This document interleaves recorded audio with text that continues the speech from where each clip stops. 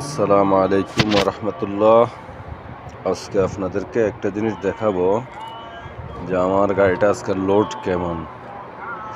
প্রায় 90 কার্টন তেল আমার এটাতে, ডিজেল পেট্রোলের যে তেল 90 কার্টন।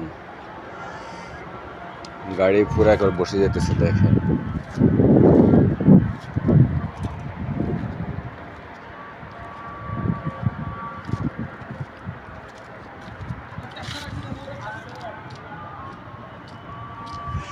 এবং কি ভিতরে অবস্থা দেখেন।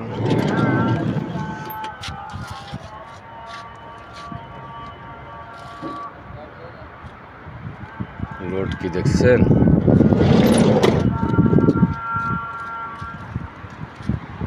এই যে দেখেন